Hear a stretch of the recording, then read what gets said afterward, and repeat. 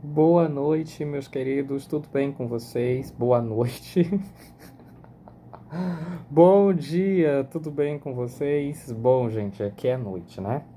Aqui no Japão é noite. Bom, gente, nosso assunto com vocês, ele é mais extenso, né, do que o pessoal do Fundamental. E pelo fato também do livro não ser organizado como o deles, nós aqui nas aulas, os vídeos, vocês já perceberam isso em todas as disciplinas, né? Que é mais longo, né?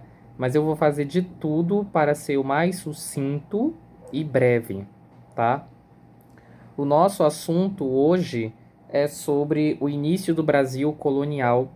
Está lá na página 90 do capítulo 1 do setor 562. Por favor, abram um livro aí no setor 562, página 90, capítulo 1, tá bom? Bom, eu não vou ler as primeiras páginas, porque senão vai demandar muito mais tempo. Mas as últimas sim, por serem mais importantes, digamos assim. No entanto, como aqui nas primeiras páginas tem muitos mapas, eu gostaria que vocês prestassem atenção no que eu vou falar, né? No caso aqui, com os textos que ainda tem, nós podemos compreender o assunto. Vocês façam as suas anotações, vocês perguntem qualquer coisa necessária e assim a gente caminha, tá? Assim dá para estudar, tá bom, gente? Então vamos lá. Gente, sobre o Brasil colonial, o livro de vocês pede para a gente lembrar um pouco como era lá os países ibéricos antes da sua expansão marítima. E eu vou falar aqui rapidinho, tá bom? Bom, aqui está o quesito 1, a formação dos reinos ibéricos. Olhem para o mapa aqui, né, na página 91, que mostra aí em laranja as conquistas dos árabes, né, depois que saíram da Arábia, que está lá em verde. Então, em verde no mapa está onde surgiu o islamismo e o laranja, aonde ele se expandiu com o tempo, não durou muito tempo, né? Foi aí de 632 a 661. Então, ainda bem no início da Idade Média. E aí vocês percebem como se tornou realmente grande, né?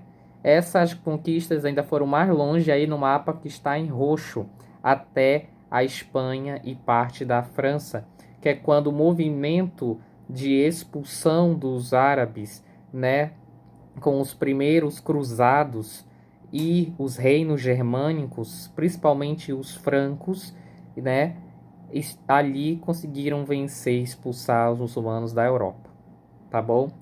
Então, este é o cenário que preocupa a Europa também no século XV. Por quê? Porque ele é parecido. No norte da África e ali ao lado do Oriente ainda tem bastante a presença dos muçulmanos, o que faz com que a Europa se preocupe em fazer um comércio, né, um lucro, um mercado internacional com o Oriente por um outro caminho que não fosse aí, ó, esse mar Mediterrâneo, onde facilmente você encontra um território muçulmano, certo? Portugal e Espanha, como está aqui no mapa 91, eles eram apenas reinos, ou seja, pedaços de terra, ó, como está aqui, né? Portugal aqui, Castela, Navarra e Aragão ali na Espanha, né? Quando ocorre o processo da unificação por parte dos reis, né, católicos, Fernando de Aragão e Isabel, né, de Castela, também acontece a libertação de Portugal e Espanha. Quando ocorre depois a Revolução de Aves, que eu já comentei com vocês, né? A Revolução de Aves de 1383, como está na página 93, aí no livro de vocês, depois que institui, né, a pessoa de Dom João, né, de Aves, para ser o novo rei de Portugal, e aí romper relações com Castela, da Espanha, e se tornar um Estado absoluto, com o apoio total da Igreja da época, é que faz com que Portugal se torne de fato Portugal, ok? Depois a Espanha se torna Espanha quando há o casamento dos reis católicos Fernando e Isabel, ok? Depois que acontece isso, virando a página, né? Nós temos aí na página 94 o mapa ficando assim.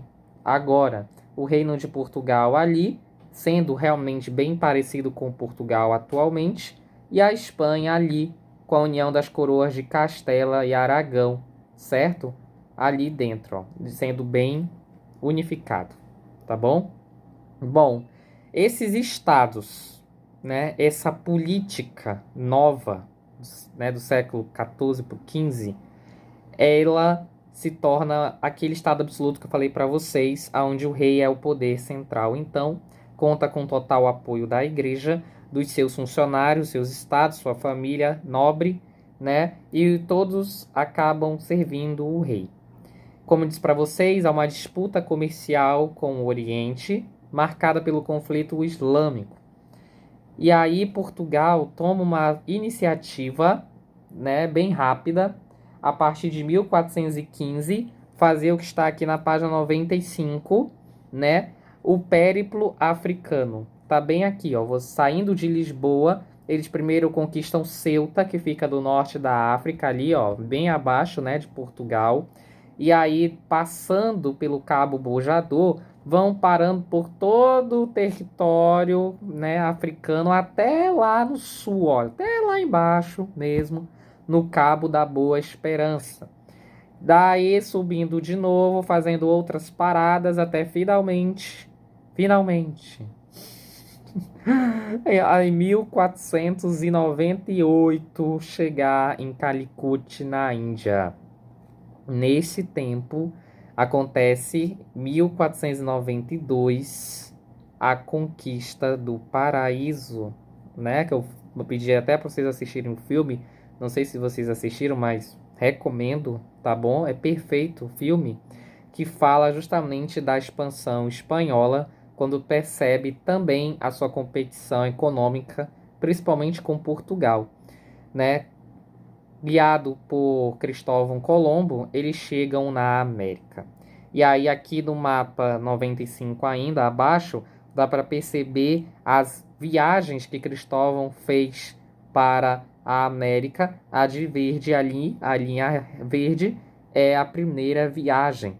Ele chega ali, ó, né, na parte da ilha, né, da Cuba, certo? Mas aqui ainda é Navidad, né? E aí depois, com o tempo, ele descobre outras, né? Jamaica, Honduras, Porto Rico, Trinidad, Costa Rica, né? Bem pertinho aí já do México. Ele conquista todas aquelas ilhas, tá bom? Ele conquista todas aquelas ilhas e aí é o que eu quero dizer para você, né? Que nós temos uma questão também, né? De que quando se descobre um novo continente, Portugal também aposta no Atlântico. E aí, em 1500 chega Pedro Álvares Cabral, né? Aqui no nosso Brasil, onde hoje é Salvador. Na época era Porto Seguro. E aí, o que aconteceu então foi que, né? A todo o processo da conquista fica na mentalidade, né? Como os portugueses estavam conseguindo ter benefícios estáveis com Índia, não fizeram uma colonização inicial de fato no nosso Brasil, como foi o caso da Espanha. Diferente da Espanha, a Espanha sim, ela fez, né, o seu colonialismo ali em toda a América Central e nos países que são vizinhos a nós. E também seria direito deles boa parte do Brasil, porque em 1494 foi instituído o Tratado de Tordesilhas, que é essa linha aqui que vocês estão vendo no mapa da página 96, que separa, né, parte do Brasil que seria para Portugal e outra para a Espanha, certo? Mas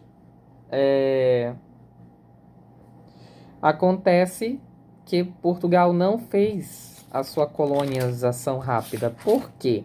E aí você vai lá na página, certo? 102. Lá na página 102, se você quiser, ande aí com uma caneta ou então marca texto para você grifando, né, os parágrafos que eu estou indicando aqui. Bom, aqui diz, certo? Que durante os primeiros 30 anos, após a chegada dos portugueses ao Brasil, lá no segundo parágrafo, gente, a coroa lusa esteve concentrada na realização do comércio e da especiaria das Índias, lucrativo para a metrópole, o que justifica a parte do desinteresse em relação às terras americanas. Durante esse período, a relação entre portugueses e indígenas pautou-se principalmente pelo escambo, ou seja, a troca da mão de obra indígena por objetos como espelhos, escovas, colheres e ferramentas. Assim, os índios realizavam a coleta e o transporte do pau-brasil, abastecendo as caravelas que se dirigiam à metrópole. Então, o que eu quero que você entenda é que não havia de fato uma colonização ainda em 1500, mas vai ter uma troca comercial entre os indígenas e os portugueses, o que vamos chamar de escambo. Essa prática, né, por causa que os portugueses tinham coisas que os índios queriam e os portugueses viram do Brasil a primeira coisa ainda que podia se usar para pegar daqui como um lucro para o seu comércio, era o pau-brasil. Professor, por que o pau-brasil, né? De repente a gente já falou tanto pau-brasil, vocês nem entendem o que é o pau-brasil, né? O pau-brasil nada mais é do que uma árvore muito fina. Ela tem praticamente assim o tamanho do meu braço, um pouco maior, né? E ela possui nas suas raízes e dentro do seu tronco uma espécie de tintura, que também chamamos de látex, vermelho geralmente.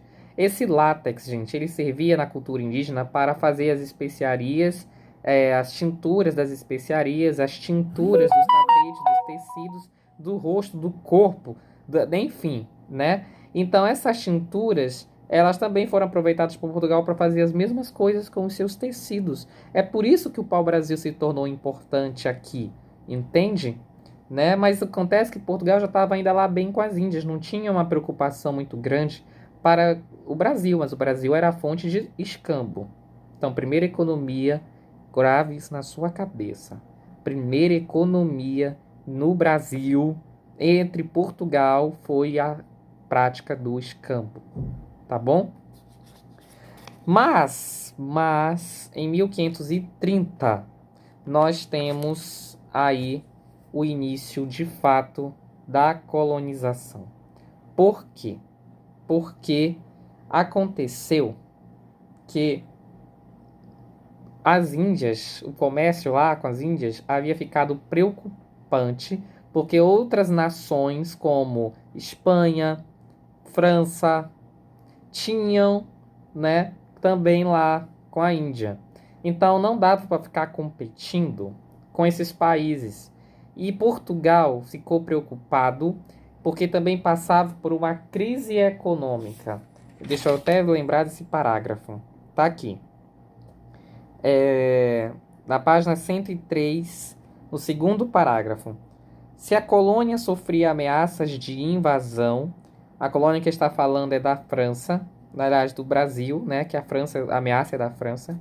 A metrópole, ou seja, Portugal, por sua vez, não estava em melhores condições. A priori, por volta de 1530, Portugal vivia uma séria crise econômica, motivada pelo enfraquecimento do comércio de produtos do Oriente em razão da concorrência da Inglaterra e dos Países Baixos, acabando o monopólio luso na região.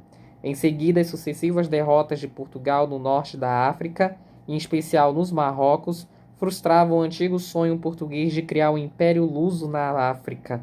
Esses eventos sequentes podem ser denominados Fumo das Índias, fator que fez Portugal voltar seus olhos à colonização do que lhe restava em essência, o Brasil. Do que lhe restava, o Brasil. Você entende agora como fomos importantes nesse ano? Então foi aí que Portugal iniciou sua colonização. E como eu disse para vocês, foram lá no mapa e verificaram o mapa da linha de Tordesilhas e disseram: esse território para cá realmente é nosso. Agora a gente vai tomar posse assim, oficialmente, né? E aí fizeram o que chamamos do primeiro sistema político do Brasil. Anota aí, primeiro sistema político do Brasil, as capitanias hereditárias. As capitanias hereditárias. O nome capitania significa pedaço de terra, região. Hereditária porque seria passada de pais para filhos. Então eram pedaços de terras, regiões que eram admitidas com consentimento do rei, né, e dos nobres. Geralmente quem tinha essas terras na América, claro que eram nobres, eram pessoas interessadas em comprar a terra ou alugar a terra para fazer aqui no Brasil os seus negócios particulares, ter sua casinha aqui, sabe, irmão? Sabe quando eu compro um terreno e eu quero montar minha casa e fazer ali a minha horta e tudo mais? Não é assim que a gente faz? Então é mais ou menos assim com o Brasil, só que como a região é realmente muito grande, então eu tenho que não só colocar meus interesses pessoais em prática, mas por meio de um acordo que eu fiz com a coroa, com o rei, eu tenho que trazer os interesses de Portugal, eu tenho que trazer, né, para o Brasil. Eu tenho que montar um Brasil europeu, português, tem a cara de Portugal. Você está entendendo? Essa é a grande missão. Não vai ser simples, porque vamos lidar com diferentes povos indígenas, diferentes culturas, uma realidade complicadíssima, que foi o que os capitães fizeram, enfrentavam. Por exemplo, aqui nós falamos, né? Aqui está na página 104, na página 104, aliás, desculpa, na página 105, lá em cima. Apesar do empenho da coroa, o sistema de capitanias hereditárias não logrou êxito, pois as dificuldades dos donatários eram enormes. O custo da empreitada era alto e a possibilidade de ganho, a princípio, pequena.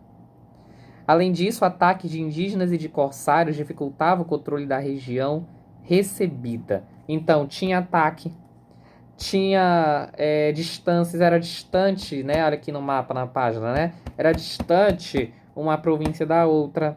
Não tinha estrada, não tinha coisa de comunicação.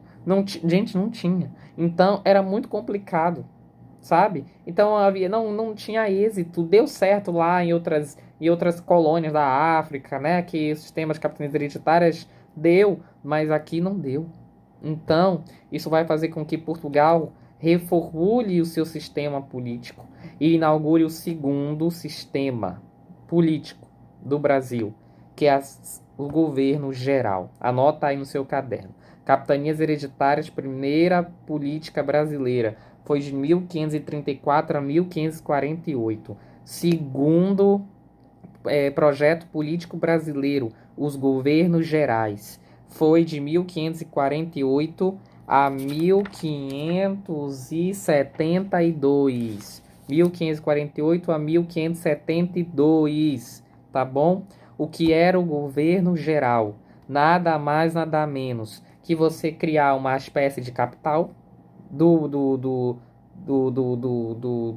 país, não vou falar país que não existe aqui, mas da colônia, pronto, né? Eu vou criar uma capital da colônia, essa capital vai ser a principal representante do Império, né? Do Portugal no Brasil, de Portugal no Brasil, e esse cara, o governador geral, é o cara. Ele é o governante da região toda, de toda aquela coisa lá, que vai lá desde o Nordeste até o Sul.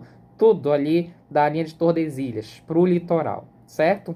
E aí, o primeiro governador geral foi Tomé de Souza. Tá aqui, ó, no parágrafo, já quase no fim da página 105.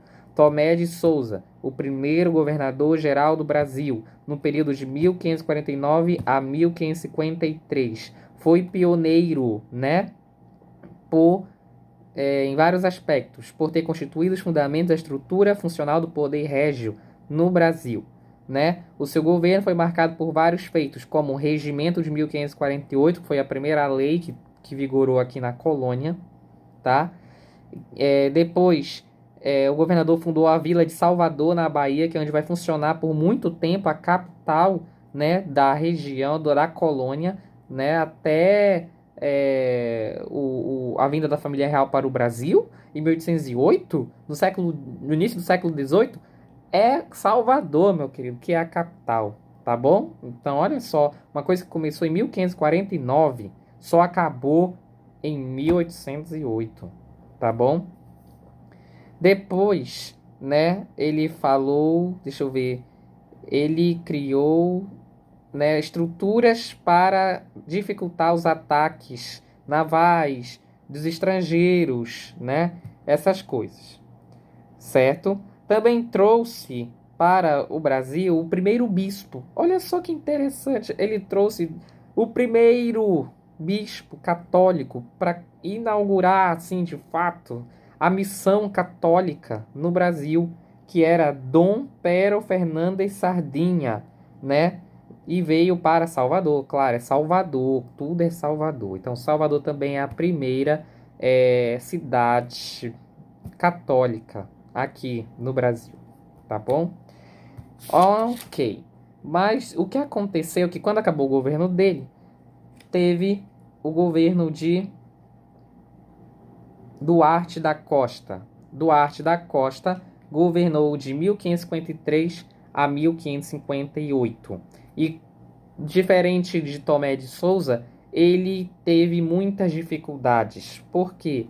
Porque ele veio perceber a invasão dos franceses no Rio de Janeiro, né, através de um comandante militar chamado Nicolas Durand Villegagnon. Nicolas, ele era, né, francês, e todos os franceses que vieram com ele eram calvinistas, protestantes. A intenção em fundar uma colônia no Brasil, né, era também tornar essa parte, e principalmente o resto do Brasil depois, né, com certeza eles tinham uma intenção muito maior do que ficar com um pedaço de terra só, tornava também esse país protestante, o que é completamente contrário ao credo português, que é católico. Então, por isso, houve uma batalha intensa, né, da parte de Duarte da Costa, tanto que ele não terminou o serviço. Ele não conseguiu expulsar os franceses. Conseguiu enfrentar, mas não conseguiu expulsar. E quando ele então sai desgastado, surge o terceiro governador-geral, Mendes Sá, que governa de 1558 a 1572. Mendes Sá consegue expulsar os franceses calvinistas do Brasil. Gente, esse expulsar não é só questão política, é tudo questão religiosa. Vamos lembrar aqui que o europeu é cristão, tudo ainda se move muito pela mentalidade católica, principalmente. Então, o que acontece, né? A Europa lá está sofrendo já sofreu várias revoltas, né? Reformas protestantes. Aqui no Brasil, Portugal, que é um país puramente católico, vai querer que um protestante transforme a colônia dele num protestantismo? É claro que não. Então, em nome da igreja, em nome de Deus, em nome, né, da cruz, também a espada ela se revela, tá bom?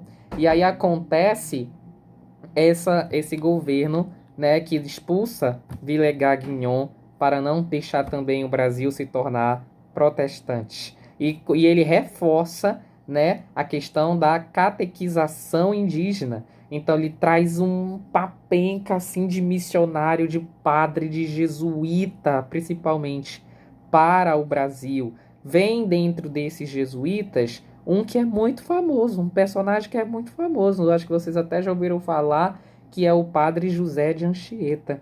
O padre José de Anchieta, né, ele vai ser até, né, aí muito bem visto entre os índios, vai fazer um trabalho de evangelização incrível, né, que não vai exigir nada, o uso da violência e tudo mais.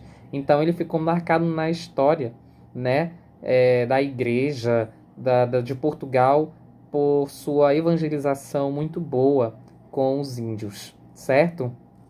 Agora vamos falar um pouquinho de política. Tem um governo geral. Quem ajuda o governador geral são as câmaras municipais. Está na página 107, né? Que é onde ocorre a administração do local, o poder executivo, né? As finanças, as coisas ali, né? Envolvem a administração da colônia. É na Câmara Municipal. Lá ali está os nossos provedores mors, os nossos ouvidores mors, né? Que são da justiça, que são responsáveis aí, né, por ver os impostos, por administrar as coisas financeiras, né, eles ocupam essas câmaras municipais e auxiliam o governador geral. O nosso Mendes Sá, governador, ele acabou o seu governo porque, no caso aqui está lá, né, ele morreu e o rei Dom Sebastião resolveu estabelecer dois governos, justificando que as terras do Brasil, tão grandes e distantes umas das outras, não podiam ser tão inteiramente governadas como cumpria por um só governador. Daí o Brasil ficou dividido no governo do norte, com a capital em Salvador, e um governo lá mais ao sul, que era no Rio de Janeiro, tá bom? Em 1578, né? No entanto, o governador-geral que sempre estabeleceu foi Salvador, né? E Salvador fica então como essa capital até o ano de 1808, como disse para vocês, quando ocorre a vinda da família real portuguesa para o Brasil. O império literalmente muda para o Brasil, né? O Rio de Janeiro se torna depois a nova capital, tá? E continuando, né? Nossa economia. Nossa economia vai ser basicamente açúcar. Vai ter outras coisas, claro, né? Nós temos aqui uma tentativa muito grande na agricultura. Mas o açúcar vai vigorar mais do que todos os outros gêneros alimentícios. Por quê? Porque nós temos um terreno propício a isso lá no Nordeste, principalmente. E aí o açúcar do Nordeste começa a ficar destacado. E no comércio internacional, Portugal se destaca por isso. O açúcar, gente, não era só feito para adoçar as coisas, não, tá? Olha o que é legal aqui, tá lá na página 111, né? Tá na página 111, que o açúcar foi usado para o preparo de remédios para combater a peste negra lá bem na Idade Média. A conservação das frutas como um tempero, né, de um valor elevado. E até uma forma de fazer distinção social, porque afinal só os ricos podiam comprar muito açúcar. Olha que coisa interessante, né? Como a cultura também está no meio da economia, da política, dessa organização social imperial com as colônias, colônia, tá bom? Foi no século XVIII, no entanto, né, que houve o aumento das lavouras canavieiras na América e o açúcar deixou de ser considerado um produto de luxo e começou a ser consumido por mais pessoas, tá? Não era raro de encontrar. Enfim, se popularizou e ficou lá no gosto do nosso paladar, na culinária. Olha, interessante, né? E, poxa, para demandar um monte de açúcar para que se destaque no mercado internacional, de quantas pessoas eu preciso para trabalhar para fazer plantação assim, né? Em grande escala, além de criar animal, além de tentar plantar outras coisas, né? Porque o café também está aí sendo plantado, né? E aí, como é que é? Como é que a gente faz? Como é que a gente faz? Hein? É trazer mão de obra escrava lá da África. Então, se você virar, né, a página 114, né, está aqui esse mapa que mostra toda a vinda dos escravos para a América e aqui para o Brasil. Olha só quantos vieram. Gente, sabe quando começaram a vir os escravos para o Brasil?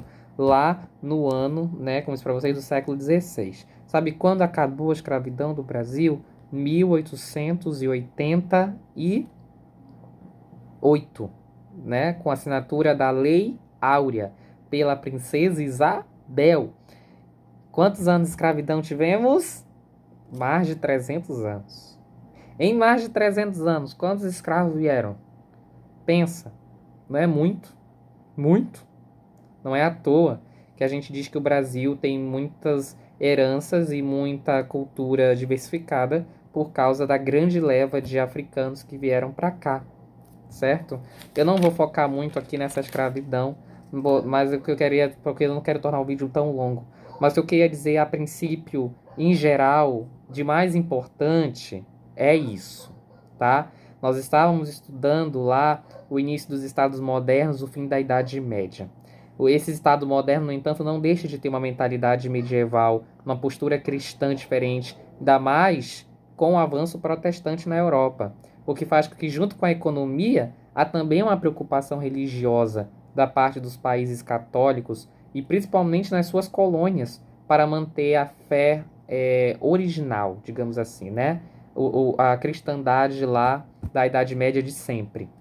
E é por isso que ocorreu diversos conflitos na Europa, como a Guerra dos 30 Anos, as excomunhões, como foi o caso de Lutero, João Calvino. Esses caras foram tudo excomungados pela igreja, foram considerados perigosos, né? Não se podia ler, né, o que escreviam, né? Tivemos um concílio, né, maravilhoso, né, lá para a época, que foi o Concílio de Trento, onde estabeleceu, né, a criação de uma lista de livros proibidas pela igreja para circular, né, por justamente não propagar aí o avanço de heresias, o avanço de ideias contrárias, o avanço, né, de ideias precipitadas, o avanço do protestantismo, principalmente da época, né? Nós temos aí também a criação da ordem jesuítica em 1534 pelo Inácio de Loyola, que era militar espanhol, mas depois se converteu, virou um padre, virou um doutor da igreja, um grande estudioso, e ele quis o desejo de propagar aí, né, a pessoa de Jesus, levar a igreja onde não tem.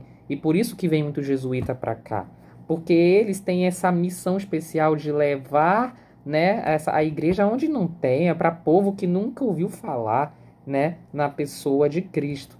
Então é por isso, né, que eles são muito importantes para a época. A igreja foi muito beneficiada pela ordem dos jesuítas, que foram depois para o mundo todo. Em menos de um século de história, foram para todos os continentes, né? Nossa economia se torna açucareira, nosso sistema se torna escravista, nosso sistema político muda. Primeiro era capitania geral, hereditária, depois foi governo geral, e depois será Reino Unido, a Portugal, né? Com a vida da família real. Então, gente, em se tratando de Brasil colonial, em geral, é isso, tá? O que nós vamos fazer agora são todos esses exercícios aqui da página 117 e 118, tá bom? Depois a gente vai corrigindo. Agora também nós vamos corrigir aqueles exercícios de lá sobre os estados modernos. Bom, muito obrigado. Espero que vocês tenham gostado. Até a próxima. Vamos que vamos. Eu achei essa história muito bacana, né? E a gente vai se aprofundando também, se preparando para o vestibular. Fortes abraços, boa Semana Santa desde já para vocês, boa Páscoa, já que vocês se preparem, né? Vivam bem, né? Esse período de Páscoa, que todos nós possamos ficar realmente bem e tudo sirva para a alegria e o bem de todos, todos, todos. Abraços.